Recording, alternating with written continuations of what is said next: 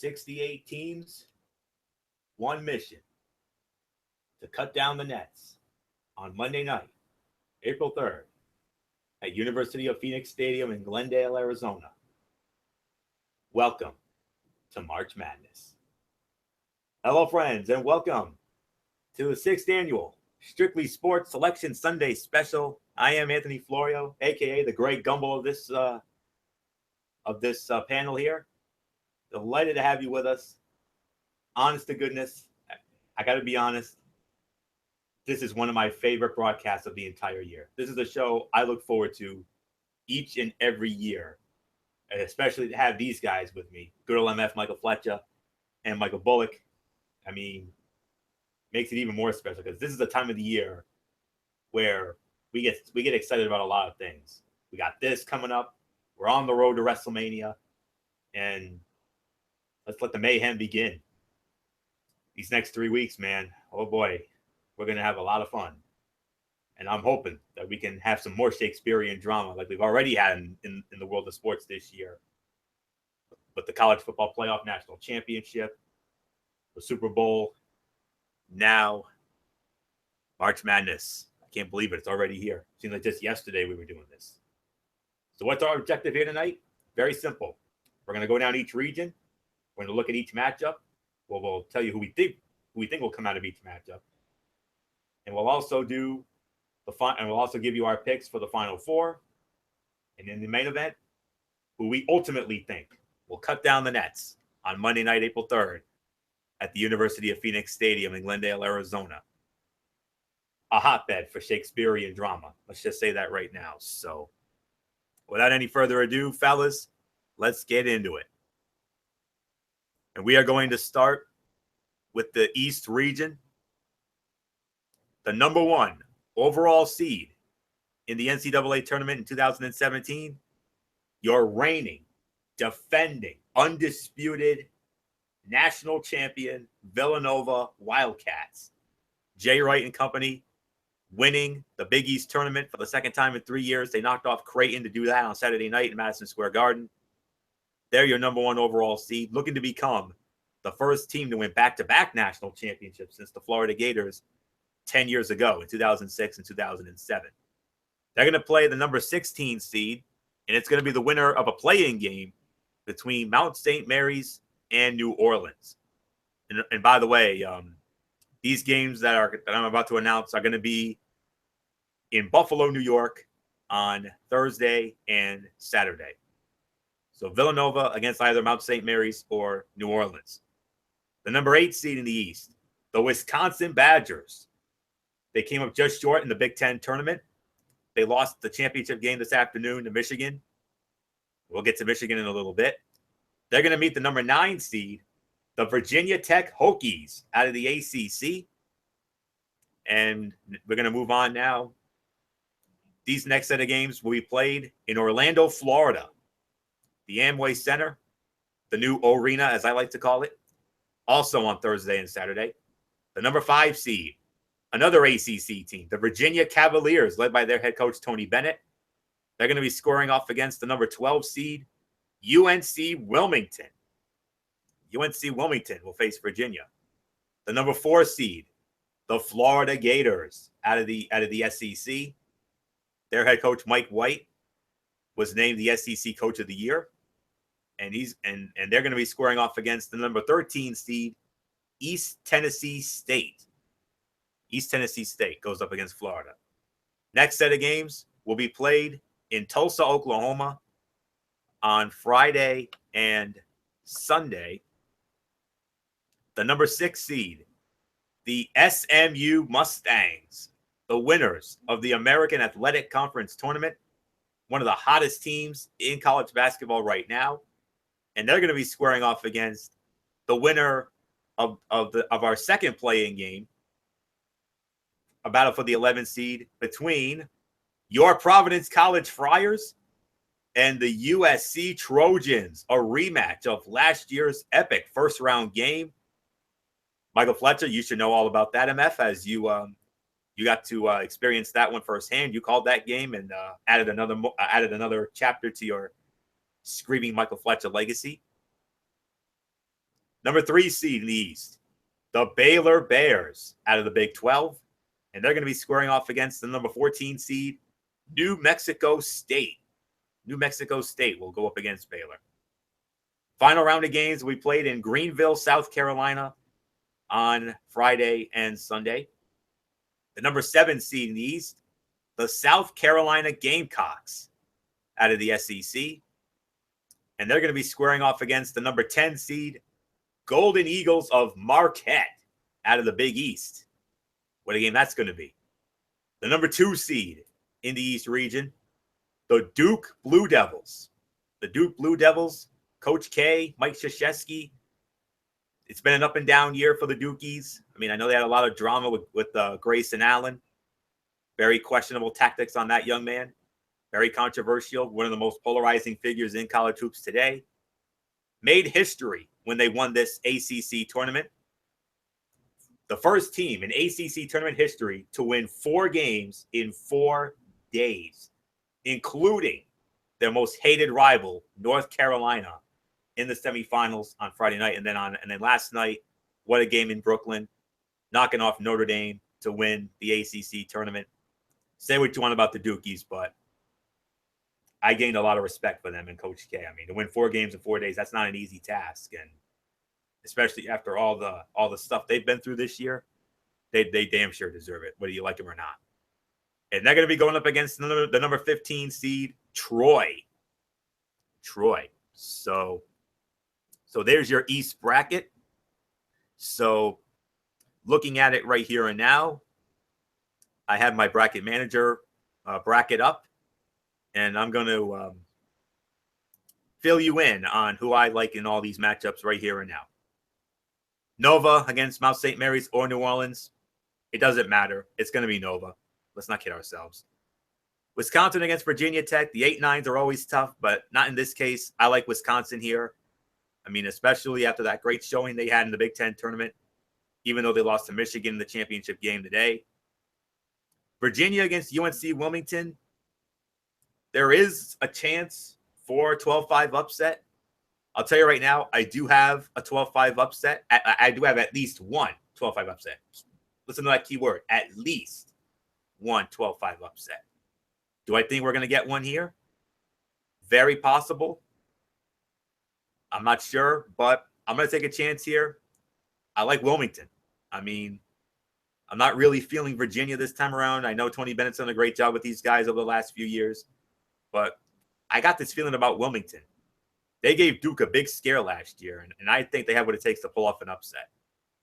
Florida, East Tennessee State. I got to go Florida. I mean, Florida, based on the experience. I mean, all those years they had with Billy Donovan, and now with Mike White, who was the SEC Coach of the Year this year. I think he's going to lead the Gators to a first-round win here. SMU against Providence or USC. I got to go with SMU. It doesn't matter. Even if it's PC, I'm picking PC to beat USC in that playing game, by the way. And I'm going with Mount St. Mary's in the other one over New Orleans. But SMU, they're scary good right now. I had a brief chat with Derek Ferreira earlier. I told them they were scary good, and they are scary good. Did you see what they did in that American Athletic Conference tournament? Like I said, they're scary good. Watch out for this team. This team can make some major noise. I really feel it. Baylor and New Mexico State. I got to go with Baylor here.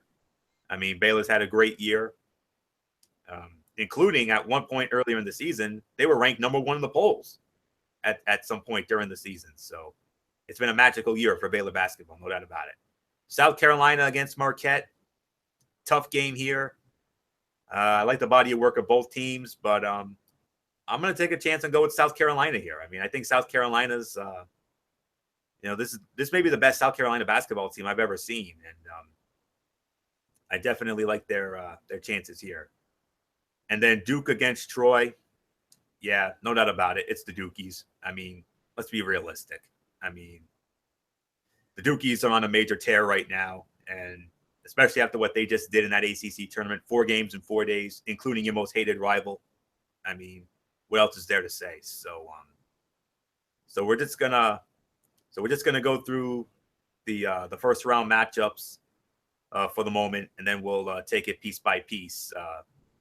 So that's how I see it in the East early on. So let's bring in Girl MF Michael Fletcher, fresh off another epic ACC tournament. You know, me and Bullock were coming off the Big East and whatnot in the Garden. But MF, let's bring you on in. You see the bracket, you see the East. How do you see the East playing out? And is there anything that you want to question there? Well, I'm just going to say really honestly, if you're Villanova, you're absolutely irate tonight. There is no doubt about it. They threw a number one, SMU, the hottest team out there, and I'm going to say it, Duke is probably the biggest problem for Villanova. Because if Villanova and Duke make it to the Elite Eight, sorry, as good as Villanova is, Duke was the preseason number one. Why? Grayson Allen, all their young guys that they were bringing in, talent that Duke has was amazing. Now, granted, yes, Grayson Allen has been a headache for Duke, and I'll openly admit that. He has been a major headache. But the biggest thing, Anthony, is Duke is healthy. They are starting to look like that team that was the number one team in preseason, and a lot of people had penciled Duke down as their national champion before the season even began. Now, if they're back at 100% healthy and ready, this is bad news if you're Villanova. As good as Nova is, I think Duke could get out of this region. But let's call a spade a spade. Let's wait. We got a long way to go before we get to the national title. So, but like I said, if you're Villanova, you're hating this bracket right now because you got your easy first round matchup that you're probably going to win by more than double digits. But then if you walk into Wisconsin, you might run either into Wisconsin or West Virginia. If West Virginia gets through, then I think you're probably going to go easily into the Sweet 16. If you draw Wisconsin, though, could that be the first major upset of the tournament? Remember, there's been some years where the number one has fallen in that second game. I know they're calling it the third round, but let's BS that. This is like the true second round of the tournament because for me, that first four that they're trying to say that's like the first round of the tournament, bull crap. That's just to get yourself into the round of 64. Once we get into the true 64, this is round one. I got Villanova, I got Wisconsin, I got Virginia over UNC Wilmington, even though I could see that as an upset. Florida, I got easily going through. I'm a little torn here. Right now, I got SMU going through, but I'm sorry. I disagree with you, Anthony. If Providence gets through, I call for the upset. I think Providence goes through. I think they knock them out. I think they knock SMU out. I'm not going to call it yet. I'm waiting to see what happens on Wednesday.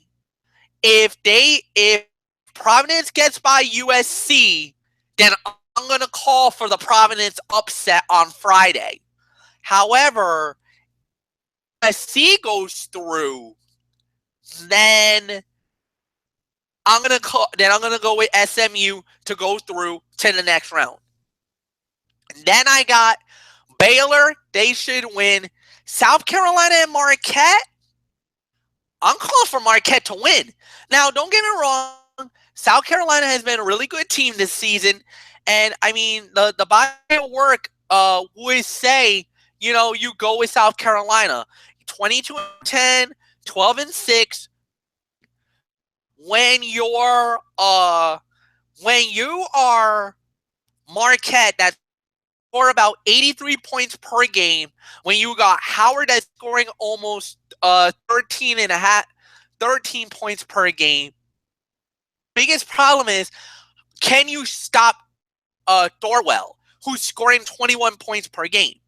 If you stop them, you go through. I think Marquette is an underrated team, even though I think a lot of people are going to say, oh, but they weren't that great in the Big East. 19 and 12, 10 and 8 in the Big East. They were 6th overall in this game. I'm going to call for the 10-7 win. I'm going with the number 10 over the 7. I got Marquette winning. And then for Duke and Troy, it's Duke. Like I said, Duke looks like that team that's on a mission now. They look like they could win the national championship. I'm just calling it right now. I think they could win it all. That's my story. Michael Bullock, it's your turn.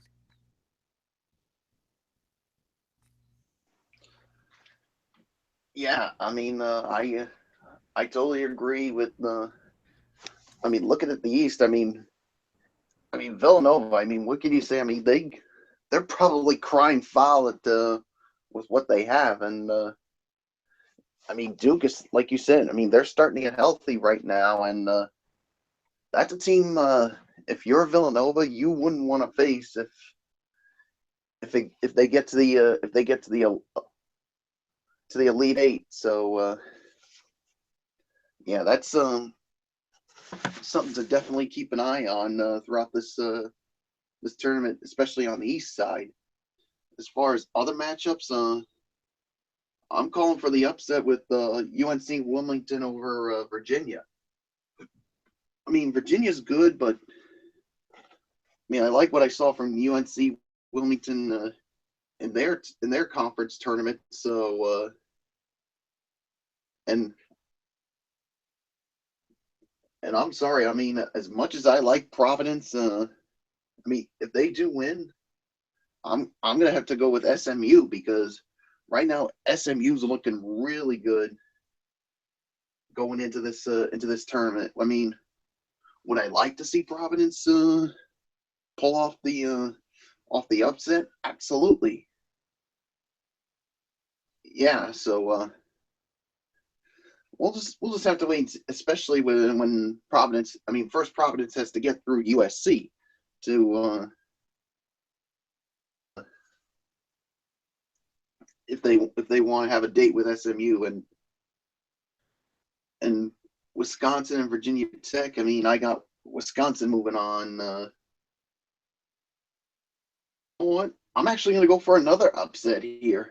I'm going to go with. I mean,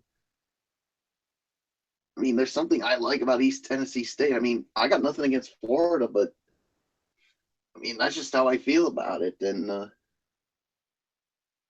mean, yeah, and Baylor and New Mexico State. I got Baylor obviously moving on, and I got South Carolina moving on to the next round. So definitely, I mean, Villanova, like I said, they're probably upset with the way things are set up in the East, but possibility that somehow they could pull it off and move on to the Final Four, but be a tough road for Villanova if they want to repeat as national champions. So that's pretty much all I can say when it comes to the East.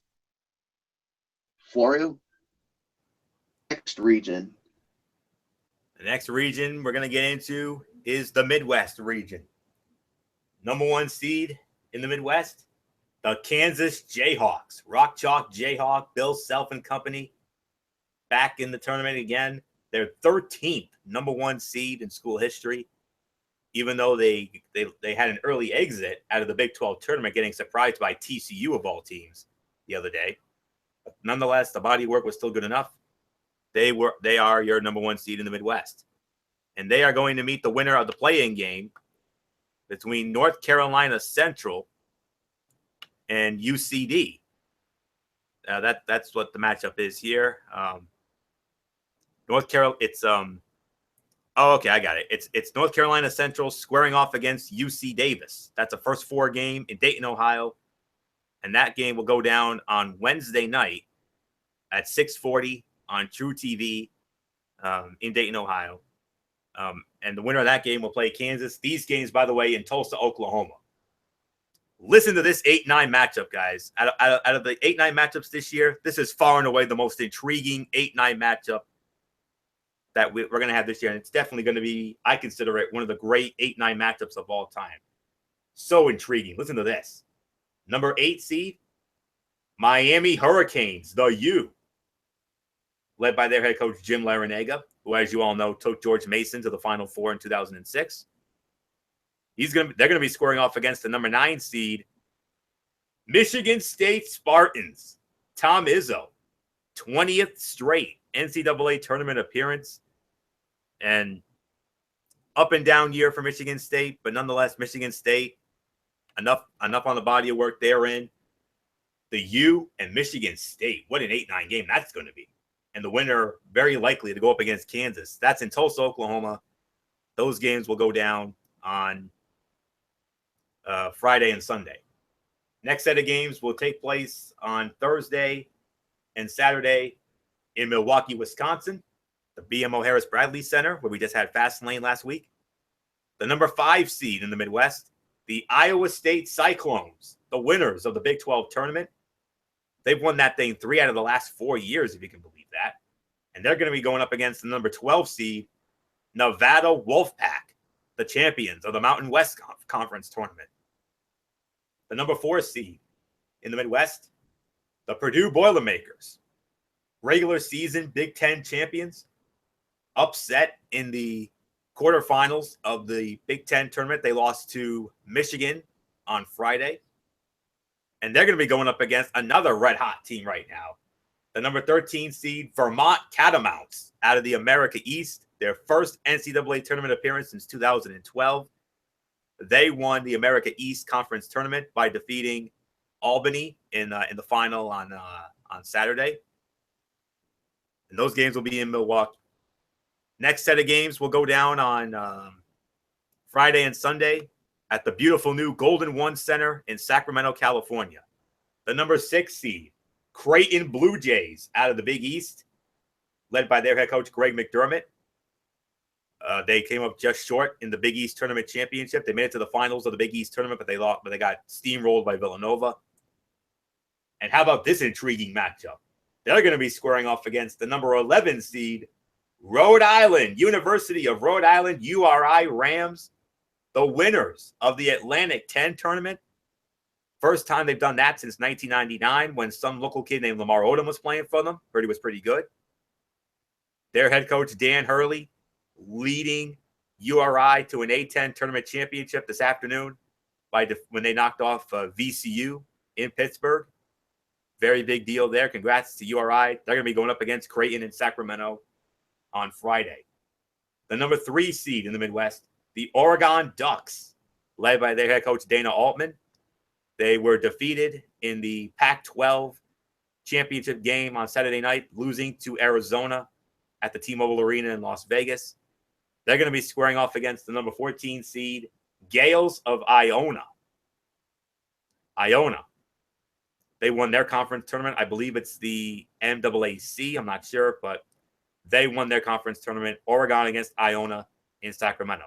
Final set of games will take place in Indianapolis, Indiana, the Bankers Life Fieldhouse. These games will go down on Friday and Sunday. The number 7 seed, the Michigan Wolverines, the champions of the Big Ten tournament, winning their first Big Ten tournament title since 1998, although they had to later vacate it, led by their head coach, John Beilein. You remember in 2013, they went all the way to the national championship game before losing to Louisville. And they're going to be squaring off against the number 10 seed, Oklahoma State Cowboys out of the Big 12. And then rounding out the Midwest bracket, the number 2 seed, the Louisville Cardinals, led by the legendary Rick Pitino. He's going to be squaring off against the number 15 seed and first time ever in the NCAA tournament. First ever appearance for this school, Jacksonville State. Jacksonville State won their conference tournament, and they are in the NCAA tournament for the first time ever. And if you look at the bracket, if it plays out like we think it could, we could have a Michigan-Louisville rematch 4 years later. And you know Michigan will want revenge for what happened 4 years ago. So there's your Midwest bracket. MF, we started off with you. How does the Midwest look to you? So a lot of intriguing matchups here in the Midwest. Oh, my goodness. I mean, if you really look at it, there could be some upsets. I'm smelling at least 2 upsets right now in my bracket, and I actually pulled the trigger on it. First off, Kansas is number 1 seed. Fair enough. Well-deserved, great matchup. I think they deserve that.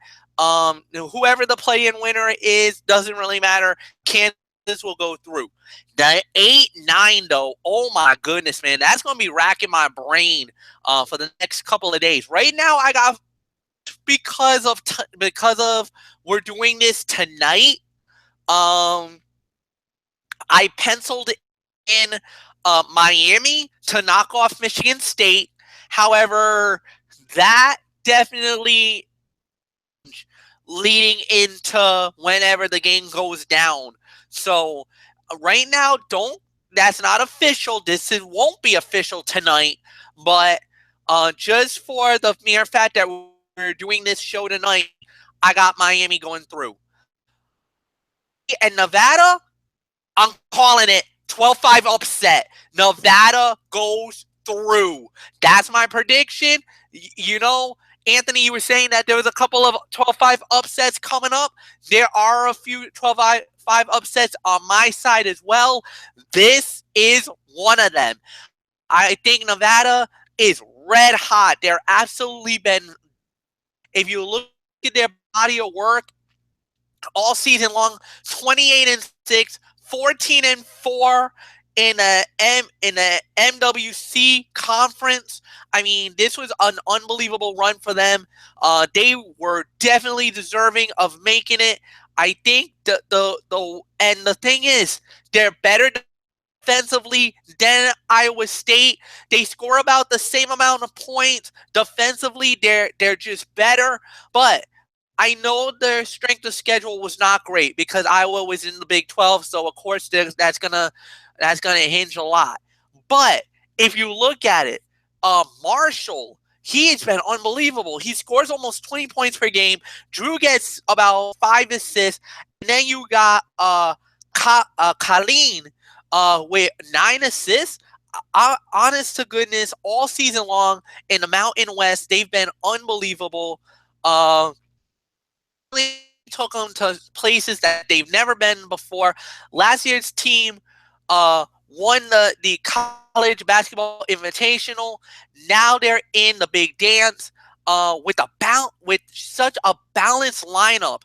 You know, offensive potential with likely huge games from Marcus Mitchell and Jordan Colleen on the big stage itself. I'm sorry, little dog versus big dog. I go with the little dog. I go with the underdog in this situation. I think this is one of those matches where the underdog, even though it's 12-5, this is one that I could easily call, and I could do it with no regrets. Purdue and Vermont. Again, I got to go with Purdue. I think they're going to win the game, even though Vermont, the way they played in the American East, and I got to see the final today, or I got to see the final where they got into the tournament, they've been unbelievable. And the thing is, Vermont's been here a few times before, so it's not like they're a Johnny-come-lately. Of course, the one problem that I have is that offensively, they don't score enough points. Purdue puts a lot of points on the board. Defensively, if it's a defensive battle, I'm going to call upset again. But I think Purdue is just a little better, just enough that they'll go through. But expect that to be a nail biter, a barn burner down the wire. Creighton and URI, I'm calling for URI to beat Creighton and knock them out of this tournament. They go on to the next round. URI is an unbelievable, underrated team. A lot of people will not know them other than in the New England area. Get ready, country. Get ready, nation. You're about to see the Rhody Rams, and they're going to rise up. The last time they got in this tournament, they ran all the way to the Elite Eight, and in many people's eyes, they should have been in the Final Four. Could this be their time? Hurley is a great head coach. He's got his boys all motivated. The team looks like a unit. They really showed their heart today. You know, VCU fought and they really made life miserable for Providence, for URI, but they didn't give up. They fought their battle and they won. Look out. This could be a big run for them. Wow, what a matchup that's going to be. Next up, Iona versus Oregon. Come on, it's Oregon. I'm not even going to waste my time on that. Oklahoma State and Michigan. I got to go with Michigan. Michigan, I'm going to tell you right now, Michigan's peaking at the right time. This might be that one team you might not want to play in this tournament, and I'm going to be real honest with you. What they had to do to get into the tournament has been unbelievable, and I know a lot of people started comparing this to the big run that UConn did when they won their conference tournament and went on to win the whole thing. There's some people out there that actually is predicting that Michigan could end up in the Final Four. Now, I'm going to be real honest with you. You're going to have to wait and see if I agree with that or not. But I like what I see from Michigan. I think they're going to be really good. But they're probably going to have to run into Louisville, and that's going to be a great second-round matchup. And Jacksonville State, I'm going with Louisville. This is an easy prediction for me as well. That's it for now. So until then, Michael Bullock, I hand it off to you.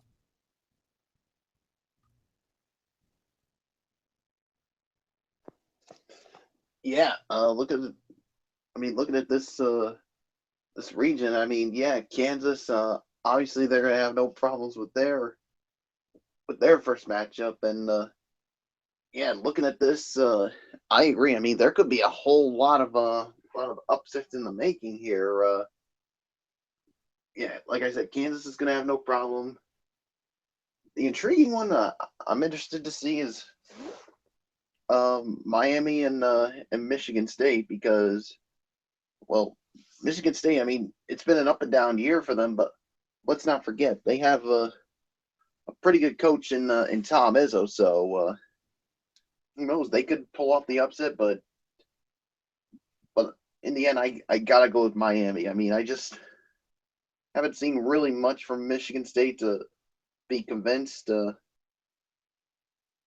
Yeah, and when it comes to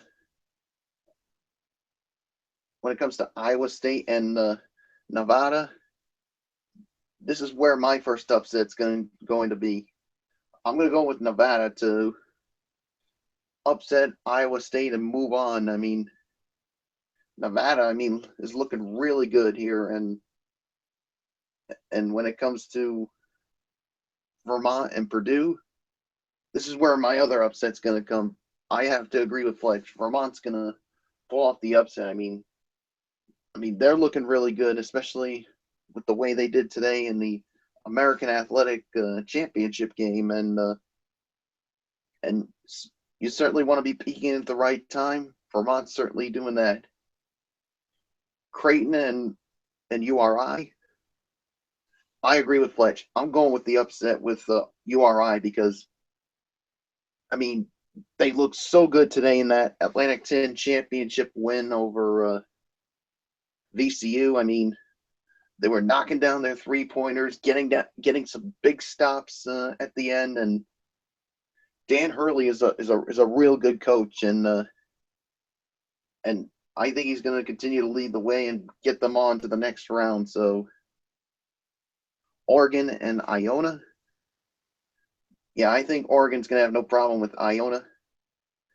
And, of course, my team, Michigan, against Oklahoma State. yeah, Michigan's gonna. Yeah, they're gonna beat Oklahoma State and move on. And then when it comes to Louisville and Jacksonville State, come on now. Louisville is obviously the team that's gonna move on here. So that's pretty much all I can say on the Midwest region. So Florio, your thoughts on the Midwest? Yeah, I'm just about right there with you guys. Definitely like Kansas in that first game, no doubt about it. Miami and Michigan State, that's a brain squeezer right there. But the conventional wisdom would go with Michigan State because of their experience and Tom Izzo. But Miami has been a very good team for the most part this year. Their body work just a bit better than Michigan State, and Michigan State not as dynamic as they've been in years past. But I got to go with Miami in this one. I agree with you guys. Iowa State, Nevada.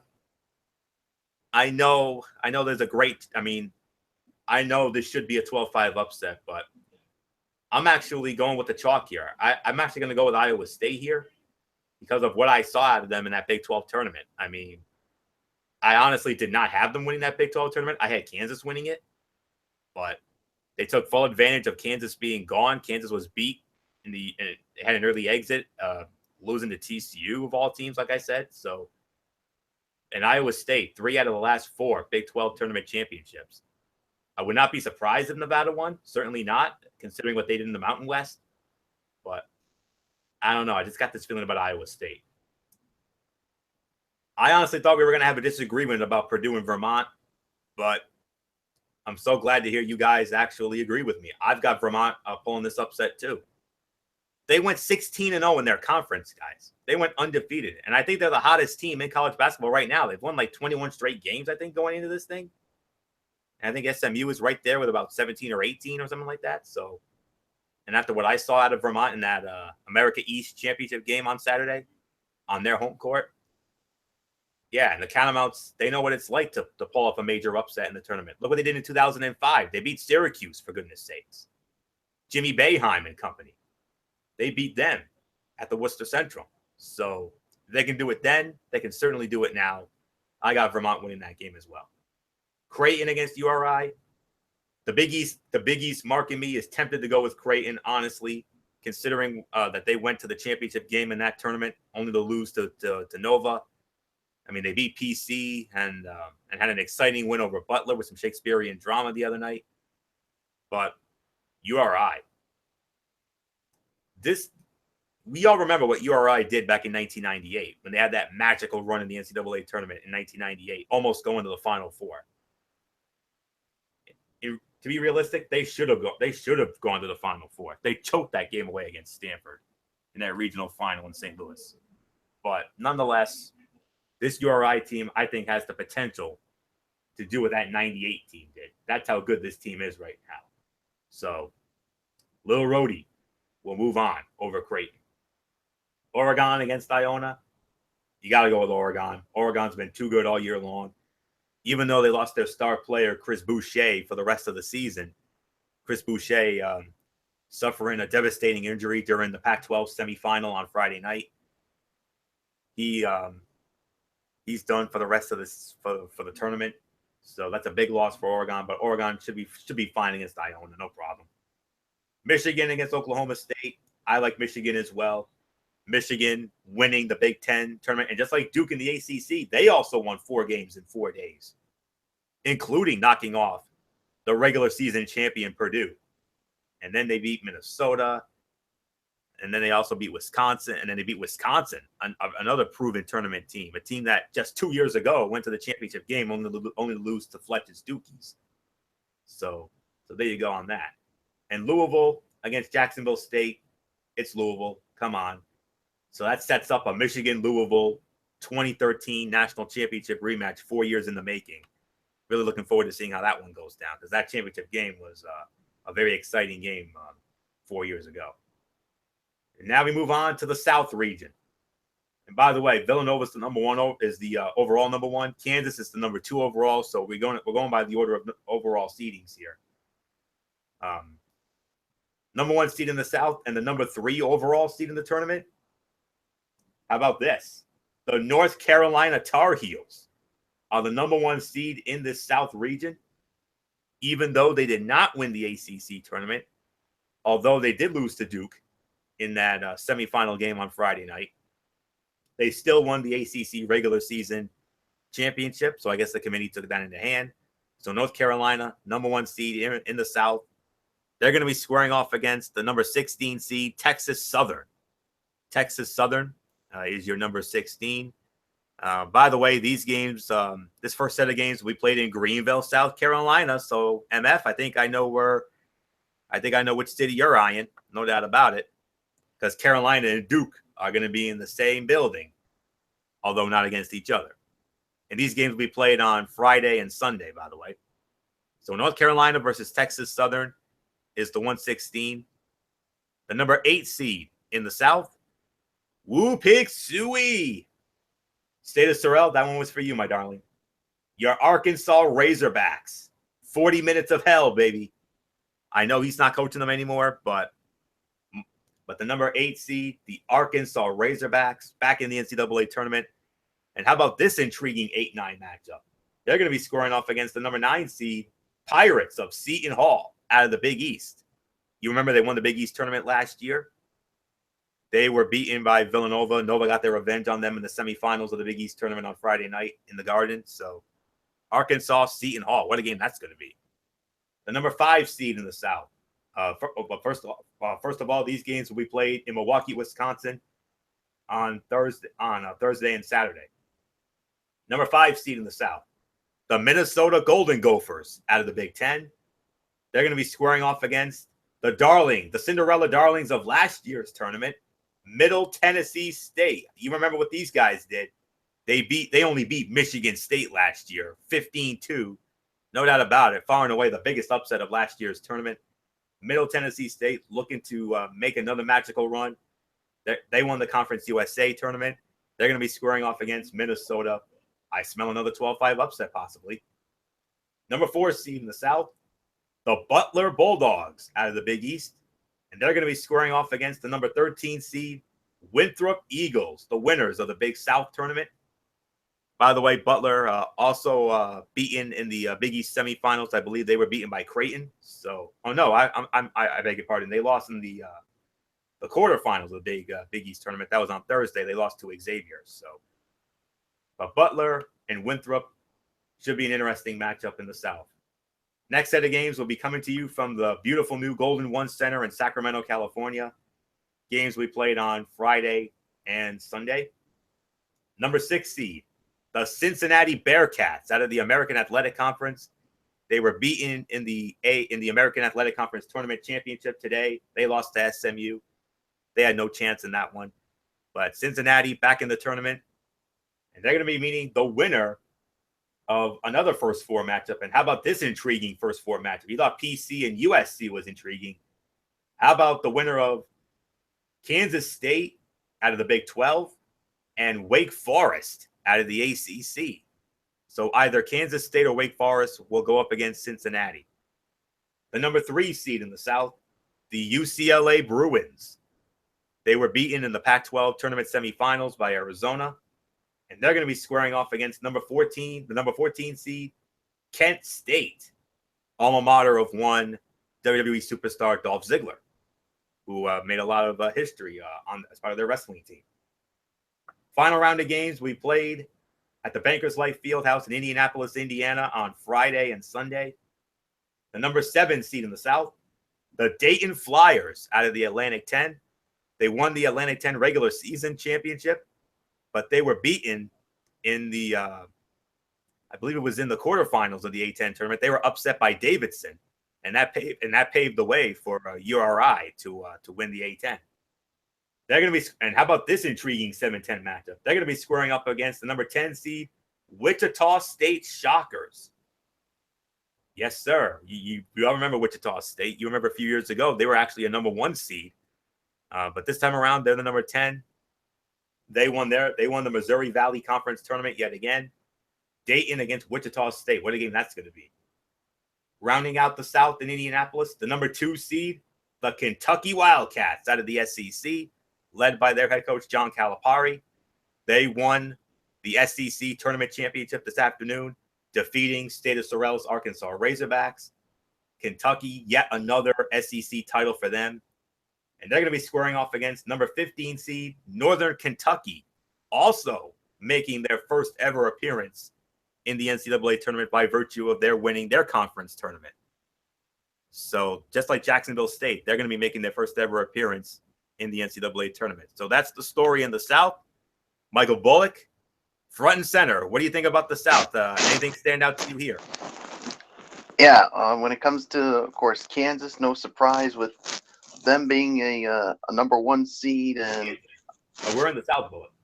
The South. I'm sorry. Yeah, a little, just a little off to, yeah. So resetting here. When it comes to the South, of course, North Carolina. I mean, a number 1 seed. I'm fine with that, and I think they're gonna have no problem with Texas Southern. And I mean, North Carolina. I mean, they could make another run in the NCAA tournament, but we'll just have to wait and see, especially under the guidance of Roy Williams. As for Arkansas and Seton Hall, I got Arkansas winning this one. Seton Hall, I mean, they're good, but I just don't think they can hang around with the Razorbacks. And Minnesota, Middle Tennessee. I mean, like you said, Middle Tennessee on a magical run last year through the NCAA tournament. I mean, and I'm calling for the upset again. I'm going with Middle Tennessee to upset the number 5 seed Minnesota Golden Gophers. I mean, I think lightning is going to strike twice again for this Middle Tennessee team. Butler and Winthrop. Ooh, that's a tough one. That's a tough one for me. I mean, part of me is telling me to go with the upset, and another one's telling me to go with Butler. So, I mean, that's a tough one, but you know what? I'm going to do it again. I'm calling for the upset. I'm going with Winthrop over Butler. So, I mean, would I be surprised if Butler wins here? No, I wouldn't be surprised. And Cincinnati, I mean, I think they'll have no problems with whoever comes out, whether it's Kansas State or Wake Forest. And UCLA and Kent State. UCLA is obviously going to have no problems with this one. And then the Dayton and Wichita State. Wichita State looked good in their conference tournament, and I see them pulling off the win over Dayton. And Kentucky obviously is going to have no problem with Northern Kentucky. So that's pretty much all I can say when it comes to the South region. So Florio, what are some of your standouts in the South region? Well, I'll tell you, Bullock. I mean, North Carolina is a number 1 seed. I mean, definitely some questions about that, considering that they did not win the ACC tournament and that Duke did. Many felt this probably should have been Duke, but or maybe even Arizona, if you really think about it. But I know there are certain guidelines and restrictions that the committee. To me, it should have been Kentucky. In my honest opinion, that should have been the number 1 seed in that region. Sure. Because they Kentucky, won their I mean, SEC tournament. Yeah, you definitely make an argument for Kentucky. I mean, especially after what they did in the SEC, no doubt about it. But nonetheless, though, it's the way the committee wanted it, I guess. So I guess they felt that was best for business, even though, with all due respect, I don't think it was. But it is what it is. But nonetheless, Carolina had their hearts ripped out last year in the national championship game against Villanova. Greatest national championship game of all time. 5-star classic, Shakespearean drama at its finest. And I gotta tell you this, Florio. I mean, in my father's tournament pool I was in, I mean, these are the 2 teams I had, and I was this close to having North Carolina winning it because that's who I had winning. And then as soon as that Villanova got the winning shot at the buzzer, I mean, I was like, "Oh, you got to be kidding me!" And you remember, I marked out that night. To me, it was like taking a knife and basically twisting it. That's how I felt. I know. It was I know. Anthony is absolutely right. It was the greatest final ever. Oh, absolutely. I mean, it looked like it was Nova's night. That Marcus Page hits that unthinkable three, that unconscionable three to tie the game. I'm thinking we're going to overtime. I'm thinking if this goes to overtime, Carolina's going to win the title. And then Diacono to Jenkins, the three at the buzzer, that goes home. God, even I couldn't believe that ending. And I was doing the game. I was covering the final. And, oh, my God. And let me just say, MF, one of your two standout screaming Michael Fletcher moments from 2016. That was one of them.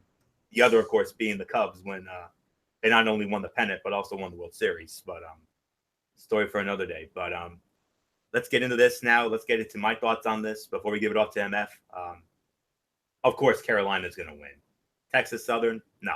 6 teams have never beaten the one in the men's draw. Believe it or not, it actually has happened in the women's tournament, believe it or not.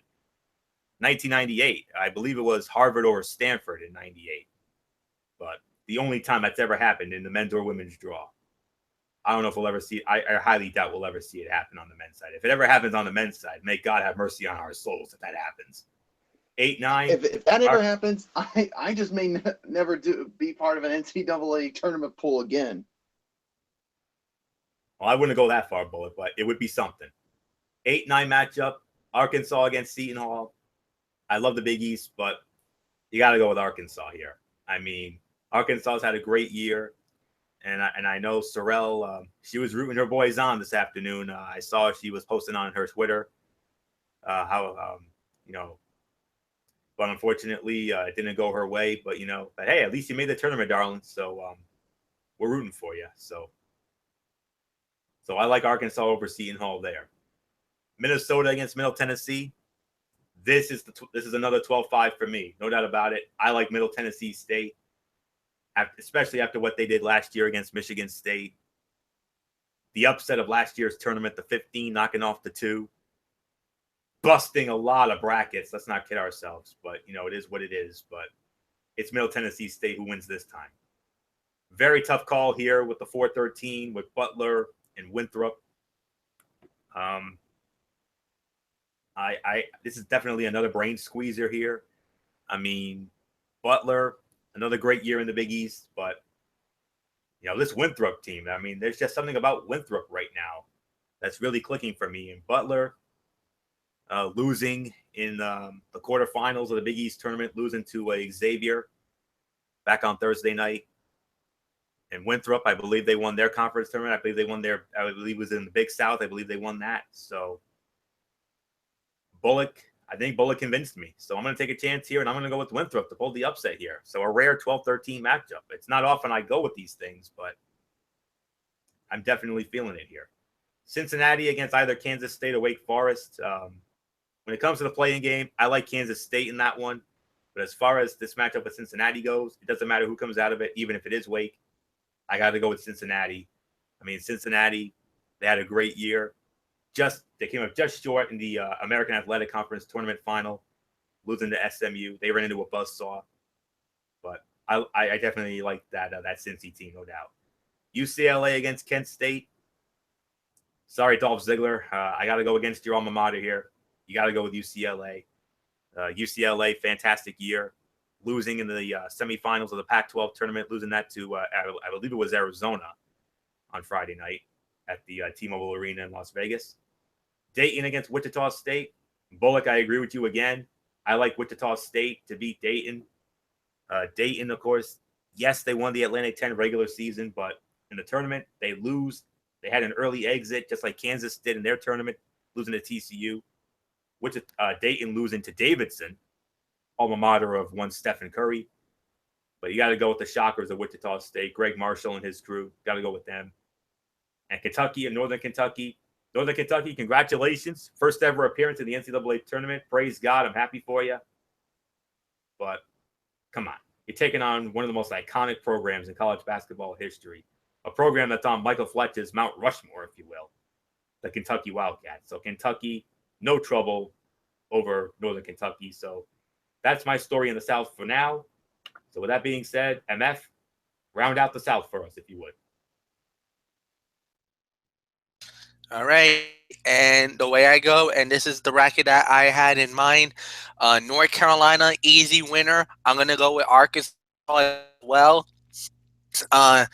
You guys convinced me enough, man. I'm going to go with Middle Tennessee to knock off Minnesota, but I'm going off the reservation. You guys both had Winthrop beating Butler. Sorry, guys. I disagree.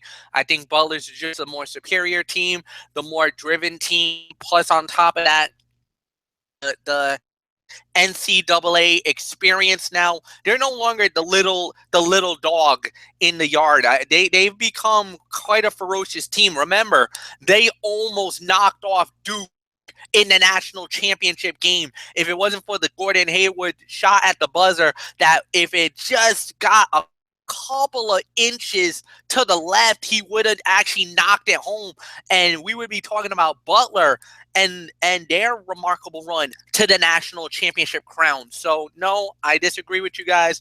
I'm going with Butler to knock off Winthrop. UCLA, I agree. Wichita State will beat Dayton, and of course Kentucky moves on. So on to the West. On to the West, our fourth and final region. Number 1 seed in the West and fourth overall seed in this tournament. I like this. The Gonzaga Bulldogs. Yes, Gonzaga, the winners of the regular season and tournament championships in the West Coast Conference. One loss all year long. That loss came in the regular season finale to BYU. Still scratching my head over that one, but you know, it is what it is. But Gonzaga, number 1 seed, second number 1 seed in their history, led by their head coach, Mark Few. And you want to talk about teams that are no longer little dogs. Yeah, Gonzaga. 1999, they were the little dog. They had that Cinderella run in 99 to the Elite Eight before losing to eventual champion UConn. But, hey, Gonzaga, number 1 seed this time around. Mark Few, well done, my friend. Well done. They're going to be squaring off against the number 16 seed, South Dakota State. This first set of games in the West will be played in Salt Lake City, Utah on Thursday and Saturday. Yes, Thursday and Saturday. So Gonzaga squaring off against number 16 seed South Dakota State. Are you ready for a celebration here? This is going to be fun here. Number 8 seed in the West and making their first ever appearance in the NCAA tournament. Praise God for this. The Northwestern Wildcats. Northwestern finally gets their long overdue invitation to the big dance. All of our favorite ESPN crew members that went to Northwestern, your Michael Wilbons, your Cassidy Hubbards, your J.A. Adondes, your Britt McHenrys, they are celebrating like you wouldn't believe. Northwest, and did you see that celebration as part of the selection show on CBS? I mean, my goodness, that was absolutely priceless. Let me just say it like that. So, congratulations to Chris Collins and Northwestern, first ever NCAA tournament appearance for this Dynamo team out of the Big Ten in Evanston, Illinois. They're going to be squaring off against the number 9 seed Vanderbilt Commodores out of the SEC. 15 losses this year. The 15 losses, by the way, guys, the most ever by an at-large team in NCAA tournament history. And they still made it. Next set of games we played in Buffalo, New York on Thursday and Saturday. Number 5 seed in the West, the Notre Dame Fighting Irish. They came up just short in the ACC championship game on Saturday night, losing to Fletcher's Dukies at the Barclays in Brooklyn. They're going to be squaring off against the number 12 seed Princeton, the Princeton Tigers, and they made history. They won the first ever Ivy League tournament, even though, if I'm going to be real honest with you, not much of a tournament. It was basically like their version of the college football playoff. Only the top 4 teams in that conference made the tournament. But Princeton won it. So Princeton, the first ever Ivy League tournament champion. So congratulations to Princeton. Number 4 seed in the West, the West Virginia Mountaineers, led by their head coach, another coaching icon, Bob Huggins, Huggy Bear. You remember his outstanding work in Cincinnati. He's done it again in West Virginia. They had a great year. They were beaten in the Big 12. I believe they lost in the Big 12 championship to Iowa State Saturday in Kansas City. But the Mountaineers of West Virginia, number 4 seed, they're going to be squaring off against the Bison of Bucknell, the number 13 seed. Bucknell, the winners of the Patriot League tournament. So West Virginia and Bucknell, they'll be meeting in Buffalo on Thursday. Winner goes up against Notre Dame and Princeton. Next set of games we played in Orlando, Florida on Thursday and Saturday. Number 6 seed in the West, the Maryland Terrapins out of the Big Ten, formerly of the ACC. They're going to be going up against the number 11 seed Musketeers of Xavier out of the Big East. Interesting matchup here. Very intriguing 6-11 matchup with Xavier squaring off against Maryland.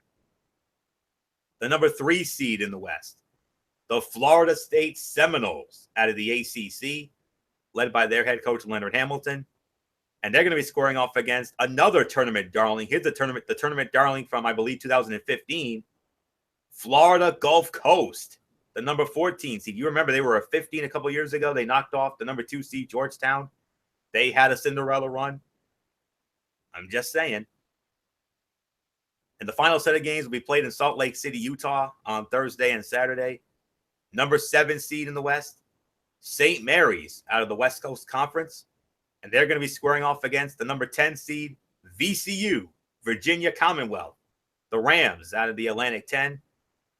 Tough loss to URI today in the A10 final. So St. Mary's against VCU. What a matchup that's going to be. And then rounding out the West in Salt Lake City, the number 2 seed, the Arizona Wildcats, the champions of the Pac-12 tournament, led by their Dynamo head coach, John Miller. No doubt about it. The late, great Lute Olson is smiling down on him. No doubt about it. And they will be squaring off against the number 15 seed, North Dakota. So those are your matchups in the West. And I will start it off here as far as who I like in these games go. Gonzaga, South Dakota State. No doubt about it. I like the Zags in this one. No question about it. Northwestern against Vanderbilt. Vanderbilt, yeah, you made history. 15 losses, most ever by an at-large team in the history of the tournament. But Northwestern, it's been a magical year, and I see it continuing for at least one more round. I like Northwestern to knock off Vandy. Tough game to call here. Notre Dame against Princeton. I mean, Notre Dame coming up just short in the ACC tournament, losing to MF's Dukies Saturday night in Brooklyn. Princeton winning the first ever Ivy League tournament. Congrats to them, but very tough to call. I mean, there is a chance for a 12-5 here, but I got to go with Notre Dame. Very tough, but there's just something about Notre Dame. I mean, Mike Bray has got his guys playing some good ball, and I liked what I saw in the ACC tournament from them. They could have beaten. I mean, they let it get away. I mean, they had a sizable lead against Duke, but the Dukies came back and found a way to win like they always do. So, but I'm going to go with Notre Dame against Princeton. Wouldn't be surprised if Princeton won. So, West Virginia against Bucknell. I got to go with West Virginia here. They had a great year in the Big 12. They just came up short in the Big 12 title game against Iowa State, but Bob Huggins and his experience should be enough for West Virginia to pull that one out. Maryland against Xavier. Again, you know me. I always want to go with the Big East team because of my allegiance to the Big East, but I'm sorry. I got to go with Maryland here. I think Maryland is the superior team in this matchup. Florida State against Florida Gulf Coast. Racking the brains here because of what Florida Gulf Coast did 2 years ago when they went on that magical run upset of Georgetown in the opening round. But I got to go Florida State. I mean, Florida State had a great year in the ACC, and I definitely like the Noles in this one. They lost in the semifinal to Notre Dame in the ACC tournament. St. Mary's against VCU. Oh, boy, this is a tough one. these were the two runner-ups. St. Mary's was the runner-up to Gonzaga in the West Coast Conference tournament last Monday night, and VCU, the tough loss to URI this afternoon. Man, this is a tough one. I'm going to take a chance here, and I'm going to go with VCU. I mean, you remember VCU went to the Final Four in 2011, back when they were coached by Shaka Smart. Of course, Shaka Smart, I believe, now with Texas. But their new coach has done a great job with them. I think they can win over St. Mary's. Very tough one to call, but I'm going to take a chance to go with VCU. Basically, a toss of a coin, if you will. Don't need to toss a coin here. I got Zona, no doubt about it. I mean, Zona's having another magical year. Sean Miller picking up right where Lute Olson left off before his unfortunate and untimely passing. But I know Lute Olson is smiling down on Sean Miller, and what a job he's done with Arizona since he took the helm for Arizona after his good few years in Xavier. So that's my story in the West. I'm sticking to it. So MF, let's bring you on in. How's the West look to you? How's the West going to be won here? Well, this is going to be very interesting. First off, I got to go with Gonzaga. I truly believe that they're going to move on to the next round. I think that's pretty much of a safe and given pick more than anything else. As far as the 8-9, I'm going to go with the 8. I'm going to go with Northwestern. I think they're going to win that game. I'm with you. Notre Dame, look, as much as a lot of people thought that this was a great game, and I really thought Notre Dame, I mean, they played a great tournament. They should have won over Duke. They dominated that game. They were hitting their threes. They were hitting their free throws. They were holding Duke off the line, and Duke couldn't hit the threes. It was just that they ran out of gas at the end, and Duke just caught fire at the end. And it wasn't because of the three. It was because they were driving in the lane. They were driving that ball. This is one of the top teams in the nation in free throws. And they're just locked down on defense too. They were really good on defensive side of the ball as well. So yeah, I gotta go with Duke. I mean, I'll go with Notre Dame. West Virginia, I got them knocking off Bucknell. Maryland, I know really well, way back in the days of the ACC, and as a matter of fact, the former national champions. They won it all a few years ago. Way back when. So they're definitely poised for a big run. I know Florida Gulf Coast is really the darlings here, but come on. It's Florida State. I think they're going to win that game. VCU and St. Mary's, I got St. Mary's, even though I think VCU could really give them a little bit of some trouble there. And Arizona is one of my like Mount Rushmore teams. I love Arizona. They're a big favorite for me. And as a matter of fact, you're not going to believe what I have for Arizona. I think they're going to go very far in this tournament in my eyes. So with that said, Anthony, let's go back to the East and let's set up for the next round. You forgot Michael Bullock. Michael Bullock. I'm sorry. I stand corrected. Bullock, you got to take the West. Yeah. Yeah, that's okay, Fletch. I mean, we're all excited about the NCAA tournament, so yeah, so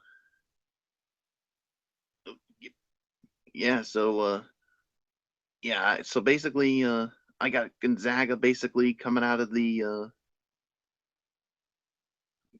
I got Gonzaga coming out of winning their opener, no doubt about it. As far as Northwestern Vanderbilt, Northwestern, I got them winning this one. Notre Dame and Princeton.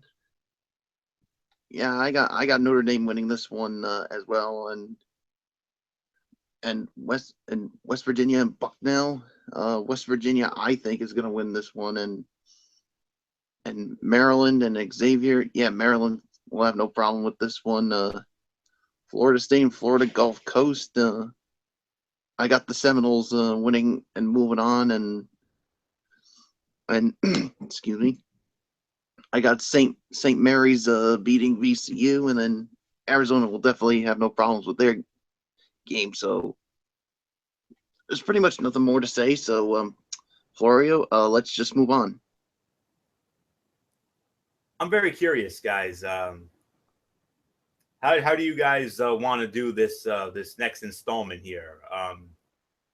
Should we just take it up to the final? Should we just take it up to maybe the regionals, or take it up to the regional finals, or take it up to the final four? How should we do this, guys? Just real quick. All right. We'll go back up to the East and pick up where we left off on the East bracket. So with that being said, MF, let's start it off here.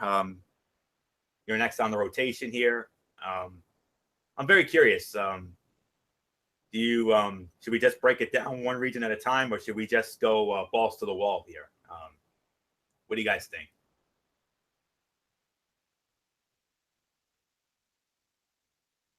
All right. I was just wondering there. So let's just start it off with MF, Michael Fletcher. As we go back up to the East. So as we go back to the East and we look at them, we pick up where we left off in the East. How does the East ultimately play out? Who eventually gets to Madison Square Garden as part of the East Regionals? Wow, Madison Square Garden. How about that, huh? So MF, what do you think?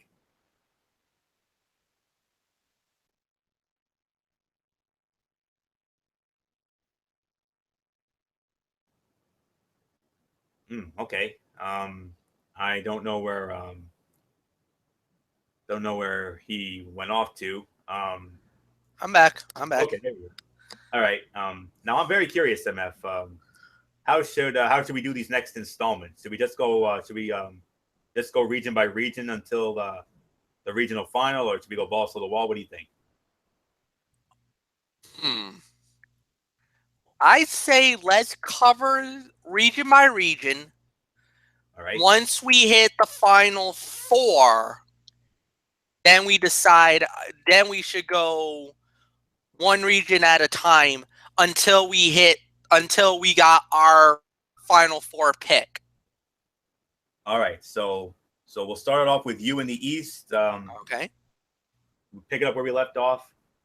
Who do you like going to? Who do you like getting to Madison Square Garden? And ultimately, who do you like coming out of this bracket and representing the East in Glendale, Arizona, as part of the Final Four? Very well. My start out with Villanova versus Wisconsin. I got Villanova moving on, and they will indeed move on, and they'll be in Madison Square Garden. Virginia and Florida. I gotta go with Florida here. I just think they're just a more superior team, more better. SMU and Baylor. I got Baylor going through. Duke and Marquette. I got now. Sweet 16 in MSG. I got Villanova and I got Duke. And in the regional final four in Glendale, Arizona, I have the Duke Blue Devils beating Villanova and moving on to the final. I should say, Michael Bullock, it is yours. So how are we doing this again? Basically, we're going to run the table. Basically, give us your final four pick. Who's coming out of the East? Just the East. Just who's going to be coming out of the East to be in the Final Four? Yep, that's what we're going to do it. All right. Yeah, I just wanted to make sure on that. I mean, Villanova. I mean, obviously, it looked like some people say they could be the team coming out of the East to be in the Final Four. But watch out for Duke, because I mean, not just Duke, but also Baylor as well. I mean, that's another team you could definitely keep an eye on. And so, man, this is tough. But you know what? I'm gonna call it. I'm calling for the Duke East to represent the East, and like you in the Final Four. And like you said, I mean, they're starting to get on a roll right now. They're looking like that Duke team that rolled through in the ACC tournament, and if they keep it like this, I think the Villanova's in trouble, and that's going to be the case. I got the Dukies representing the East in the Final Four. So Florio, it's yours. All right. As far as the East is concerned, this is how it breaks down. I like Villanova over Wisconsin. I like Florida over UNC Wilmington. I like SMU over Baylor. I like Duke over South Carolina. Regional finals. Villanova and Florida. Give me Nova. SMU and Duke. Hey, SMU, you've been great. You've been playing unbelievably well. You're scary good right now. But not against the Dukies. No way. So I've got Villanova and Duke in the regional final.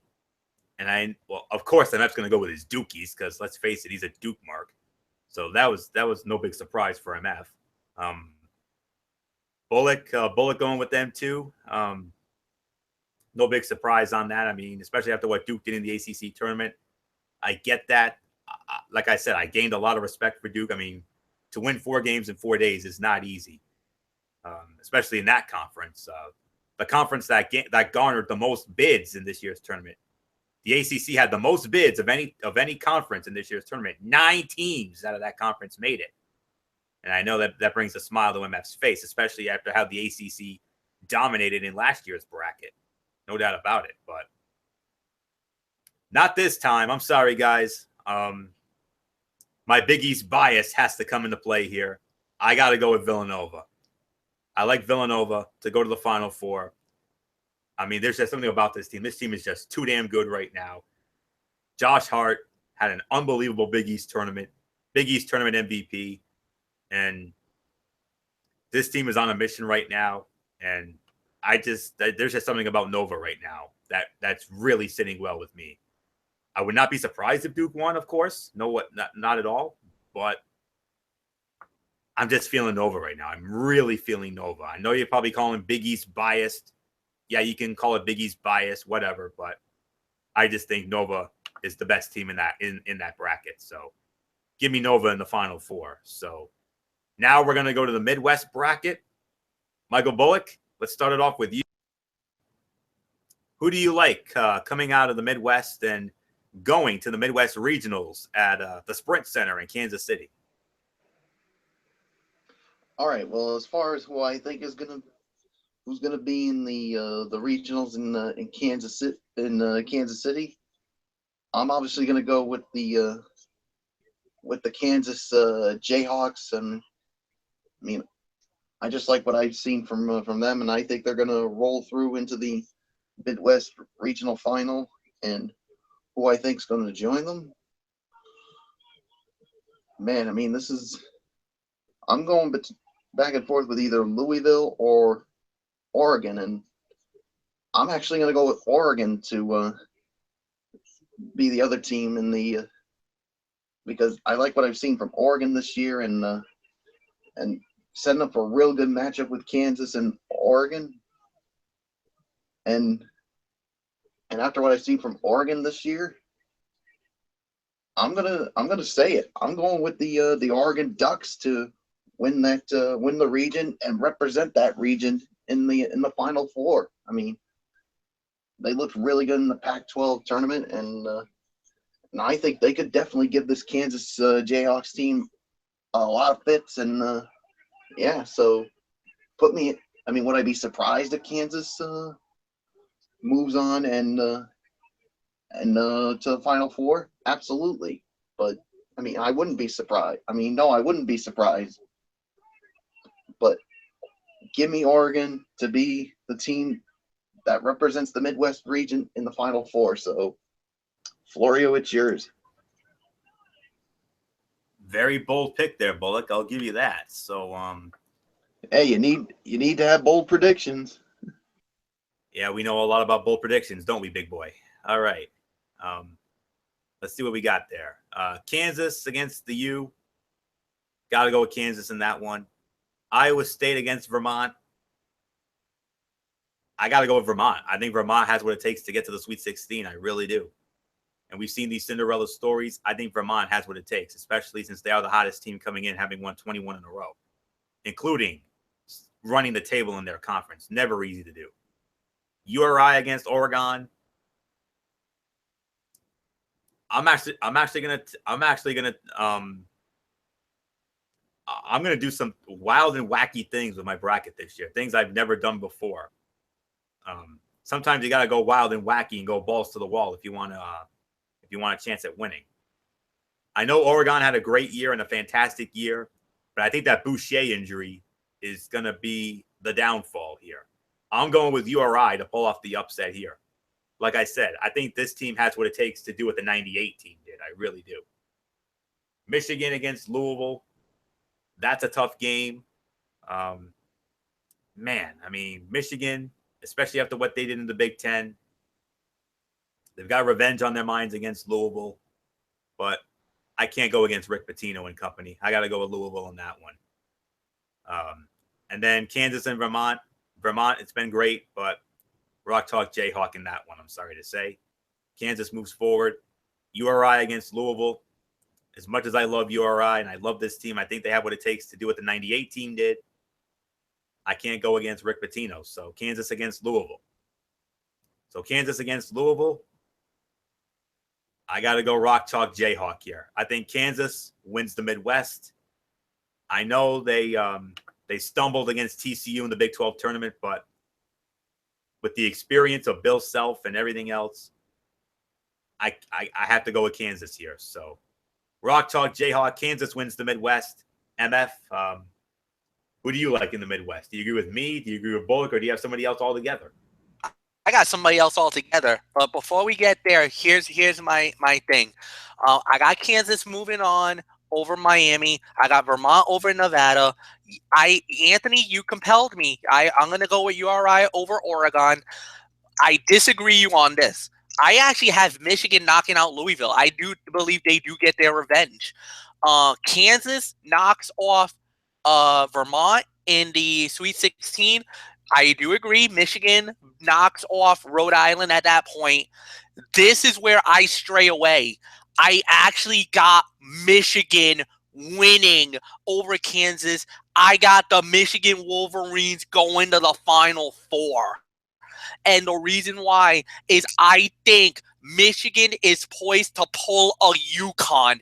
I think they were going into this tournament, they were on the outside looking in. They had to win the tournament to get in, because I don't believe if they would have lost any point in that tournament, I don't think they get in. I think this could be a year where they go so far that they are really going to make a huge run at the tournament. They feel so motivated now, especially after winning the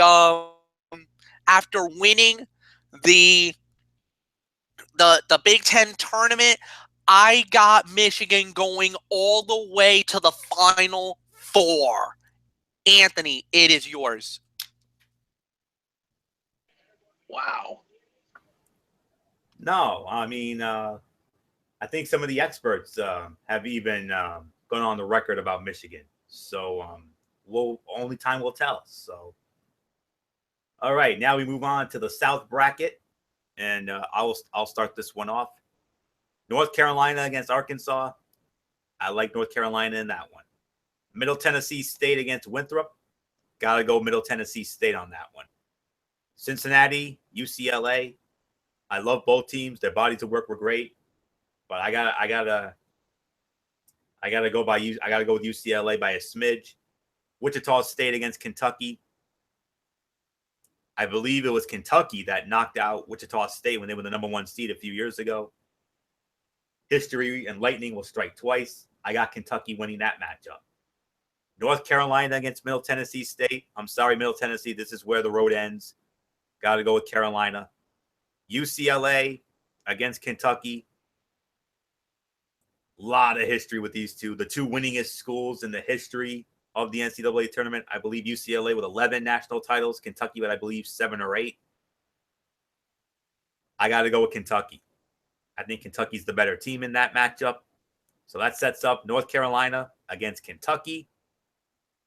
If Michael Fletcher was calling this game, get that powder blue blazer ready, brother, because this is right up your alley. I mean, this is a Michael Fletcher, Mount Rushmore matchup right here.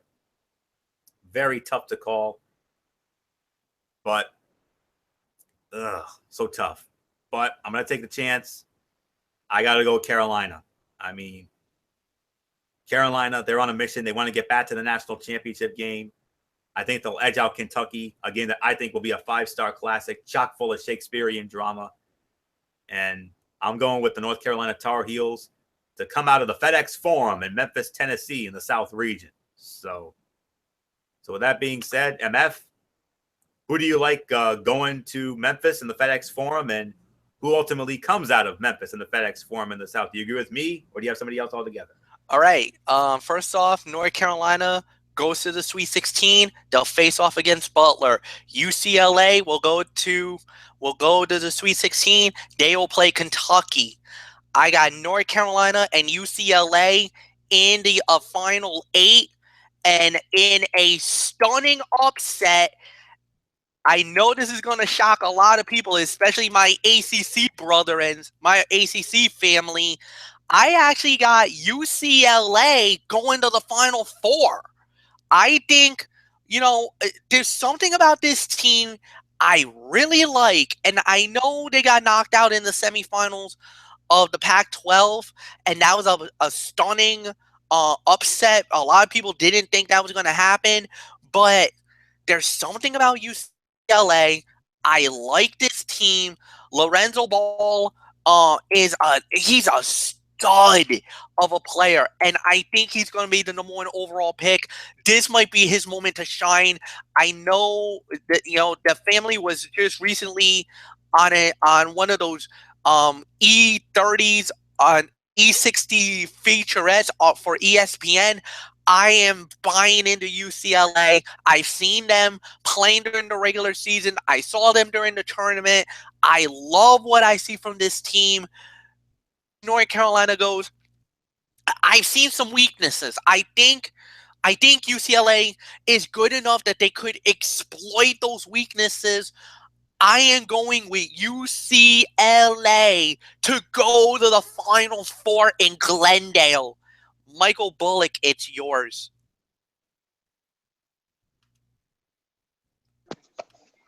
Yeah, from the South region. I mean,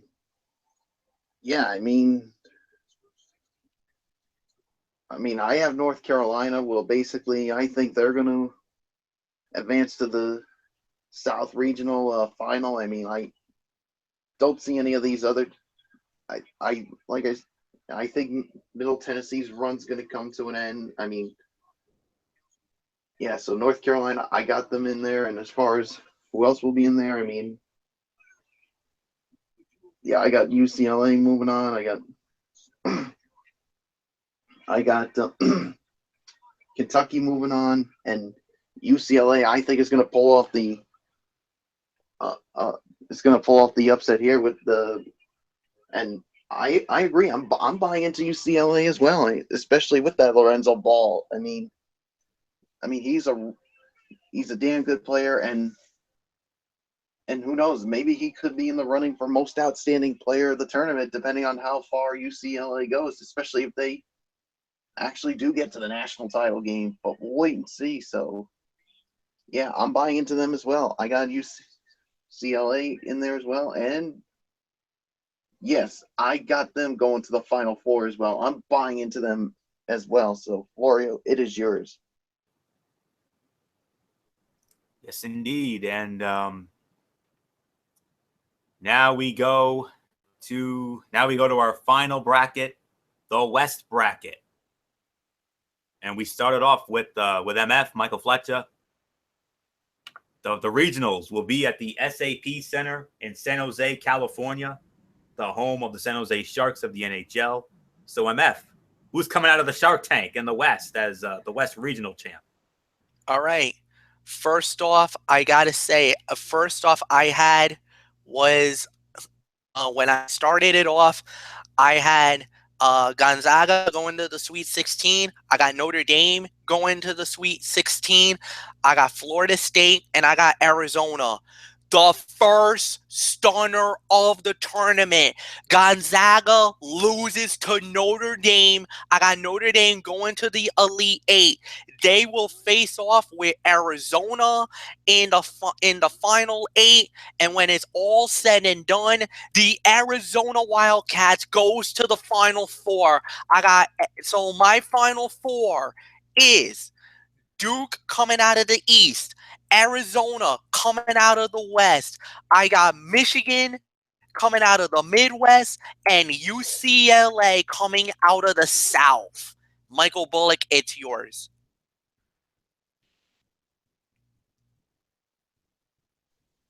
Yeah, when it comes to the Midwest, I mean, going to the Elite Eight, I got Gonzaga, I got Notre Dame as well. I got Florida State and Arizona.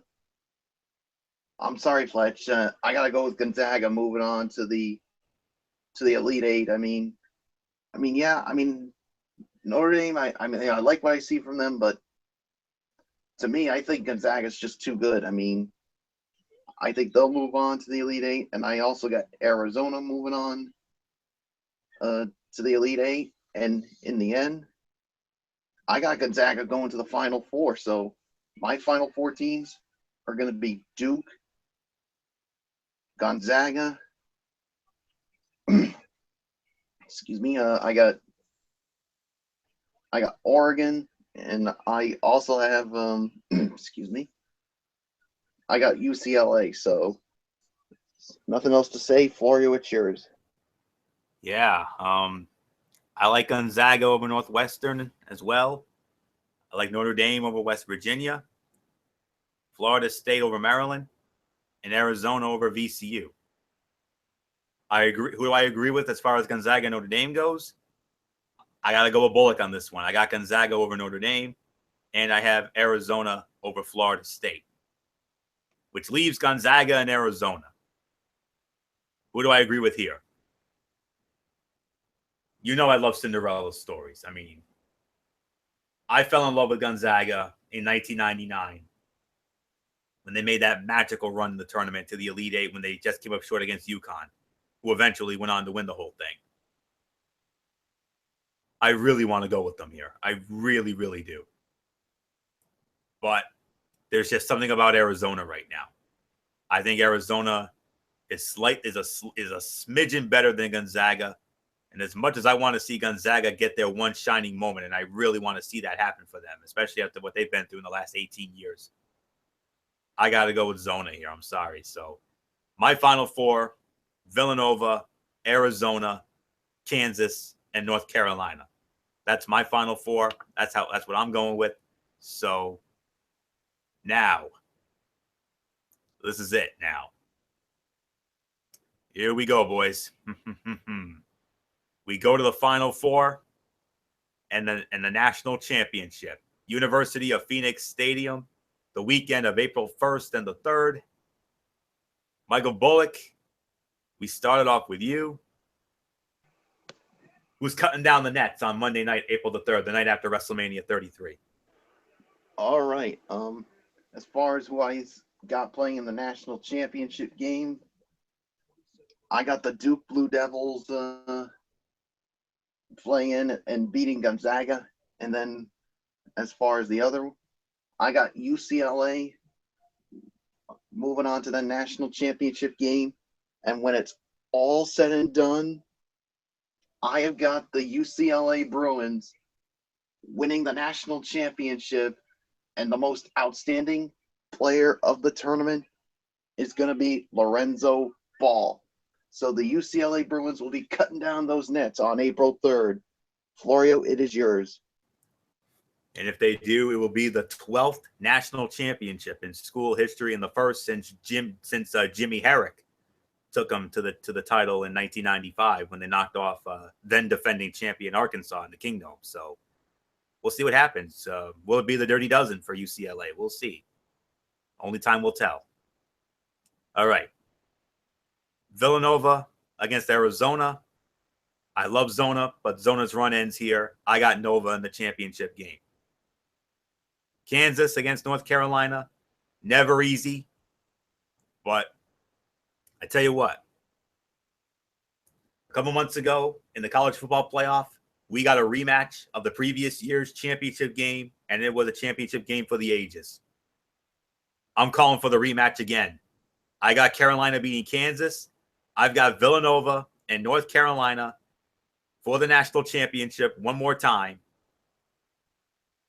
And you know what?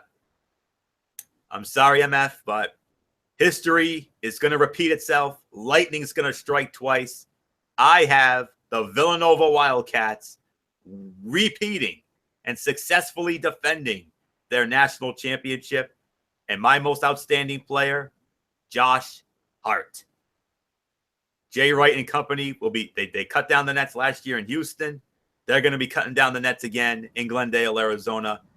They're the best team going in college hoops right now, especially after what I saw from them in the Big East tournament. No doubt about it. So the Villanova Wildcats will be the first team since the Florida Gators did it in 06 and 07 to repeat as national champions. Book it. MF, who's your national champion? Duke in Arizona. I got Duke, Michigan, and UCLA. This was really tough, but I'm going to go with Michigan in the final. And here we go, guys. Said and done. The preseason number one, the winners of the ACC tournament.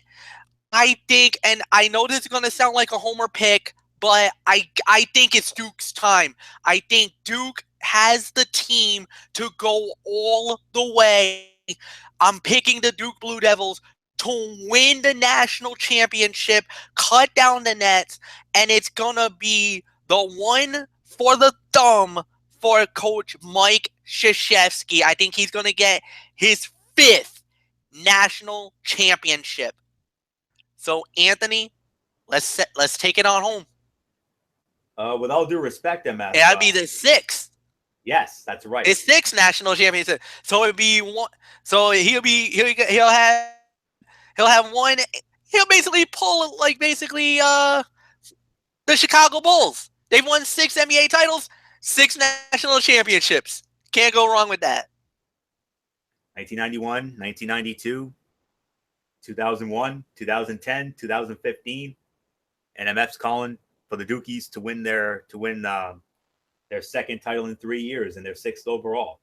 So, like the great band Asia once famously sang back in '82, only time will tell. So, all right, so that will put the bow on this 6th annual Strictly Sports Selection Sunday special. We want to thank you all so very much for tuning in. Hopefully, we helped you out in filling out your brackets. We wish you the best of luck in your pools, your office pools, or whatever you got going on. Of course, we have our Strictly Sports Bracket Manager group ready to rock and roll once again. Michael Fletcher is the 2-time defending champion, looking for a 3-peat, so we'll see what happens. Could I win my 2nd?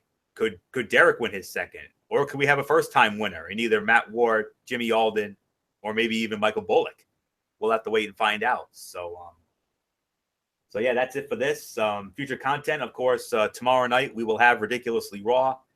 Right back here on the Tone 25, we'll recap Monday Night Raw. As we continue on the road to WrestleMania, it'll eliminate from the Joe Louis Arena in Detroit, Michigan. The only thing booked for that show, number 1 contenders match for the Raw Tag Team Championship, Enzo and Cass squaring off against Sheamus and Cesaro. The winning team will face Luke Gallows and Carl Anderson for the Raw Tag Team Championship at WrestleMania 33. So we'll keep an eye out on that. And, of course, I'll also have my Tony's take on 205 Live and Impact Wrestling. I'm afraid I have some bad news. If you didn't read the Wrestling Forum Facebook page earlier today, Derek Ferreira made the decision. There will be no Cerebral Smack Talk on Tuesday night. Derek Ferreira has canceled the Cerebral Smack Talk for Tuesday night due to the impending blizzard that's going to be hitting our area of East Providence, Rhode Island, and in all of New England. We're projected to get a major blizzard here, but in excess of 1 to 1.5 feet of snow. So Derek's not taking any chances. He's pulling the plug on Tuesday's edition of the Cerebral Smack Talk. So I'm sorry, MF. We're going to have to sit this one out on Tuesday night. So No Cerebral Smack Talk on Tuesday night. Make a note of that. So the next time we'll be with you after tomorrow will be on Friday night for Strictly Sports. I'm not sure what the docket is. I'm sure Derek will have the docket up for us eventually. The only thing I do know, I believe we'll have NBA power rankings. We'll probably have some more NFL free agent hot stove news, I'm sure. And maybe if we're lucky, we'll get to do some live commentary during the NCAA tournament. So I'm hoping that we'll have an exciting game or two going down. And if we do, we're gonna pull some commentary for you. So we're looking forward to that. So, and that'll be at 10:30 on Friday nights. So got all that? Good, because we're putting the ball on this right here and now. So with that being said, that'll do it for this. So until tomorrow night for Ridiculously Raw, it's Anthony Florio here for Good LMF Michael Fletcher, for the Phenom Michael Bullock, and in spirit, of course, Derek Ferreira and Didi Woodson. Thank you all so very much for tuning in. And until tomorrow night for Ridiculously Raw, you know the routine, everybody. Thumbs up. Talk to you later. Yeah, throw it up Fortune 4 style. Bye for now, my friends. God bless. Be good to each other. Best of luck to you in all your pools. And until tomorrow night for Ridiculously Raw, you've been watching the 6th annual Strictly Sports Selection Sunday Special right here on the Tone 25 on YouTube.com. For now, Anthony Florio, so long.